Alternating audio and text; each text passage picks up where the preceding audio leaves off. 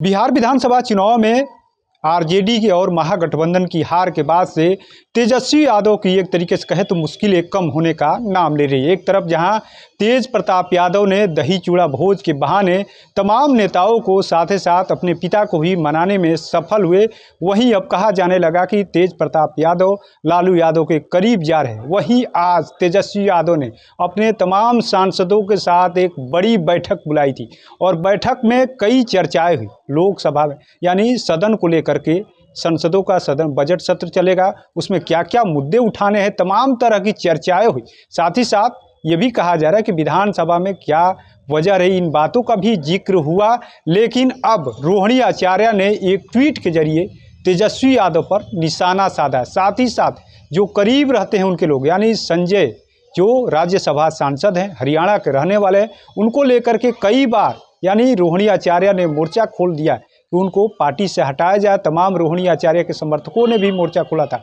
लेकिन जैसे ही बैठक खत्म हुई और रोहिणी आचार्य का ट्वीट आ गया, उन रोहिणी आचार्य ने साफ साफ कहा कि समीक्षा बैठक करने से ज़्यादा आत्ममंथन की जरूरत है और जो इर्द गिर्द यानी गिद्ध है, यानी साफ साफ का यानी तेजस्वी यादव के जो गिद्ध बैठे हुए करीब है, उनको निकाल बाहर करने की साहस दिखाना चाहिए। यानी साफ संकेत है कि तेजस्वी यादव के इर्द गिर्द जो है बैठे हुए हैं वही लोग, यानी हार की वजह भी है। आरजेडी लगातार जिस तरीके से पीछे पिछड़ रही है, उसका वजह यही है कि जो इर्द गिर्द के लोग हैं वही लोग पार्टी को बर्बाद करने में और परिवार को बर्बाद करने में लगे हुए। जिस तरीके से तेज प्रताप यादव ने भी, तेजस्वी यादव जब उनके आवास नहीं पहुँचे तो उन्होंने भी कहा था कि कुछ जयचंदों ने घेर रखा है, इस वजह से नहीं आए हैं। और आज जैसे ही सुधाकर सिंह के अलावा तमाम जो सांसद है, आरजेडी की मीसा भारती, उसके अलावा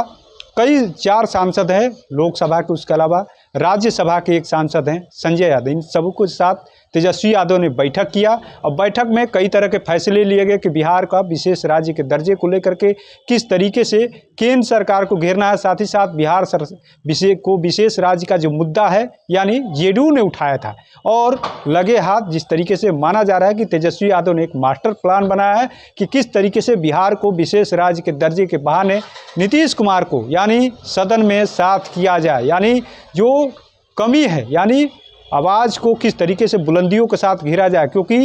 नरेंद्र मोदी की जो सरकार है, नीतीश कुमार के और चिराग पासवान की बात करें तो इनकी भूमिका महत्वपूर्ण है नरेंद्र मोदी की सरकार में। तो कहीं ना कहीं तेजस्वी यादव का साफ साफ प्लान है कि इन दिनों नेताओं को अपने पाले में किसी तरीके से लाया जाए सदन में, बिहार को विशेष राज्य के दर्जे के साथ। लेकिन जैसे ही तेजस्वी यादव की बैठक खत्म हुई, उसके बाद से रोहिणी आचार्य ने जिस तरीके से हमला बना, कहीं ना कहीं तेजस्वी यादव को एक तरीके से कहे, एक तरफ बैठक खत्म हुई है और उन्होंने साफ साफ कह दिया कि पहले जो उनके इर्द गिर्द गिद्ध है उनको हटाना चाहिए, उनको साहस दिखाइए, तब इस तरीके की समीक्षा बैठक करिए। इस बैठक का क्या मतलब है, बाकी तो सब जनता जानती ही है। ऐसे में देखना होगा कि एक तरफ जहां तेजस्वी यादव लगातार बैठक करने की कोशिश में जुटे हुए हैं, लगातार अपने तमाम नेताओं के साथ बैठक कर रहे हैं, आज सांसदों के साथ बैठक किए हैं, आने वाले समय में माना जा रहा है कि विधायकों के साथ बैठक करेंगे। लेकिन जिस तरीके से आरजेडी परिवार में कहा जा रहा है कि अब सब कुछ ठीक नहीं चल रहा है, जिस तरीके से लगातार रोहिणी आचार्य ने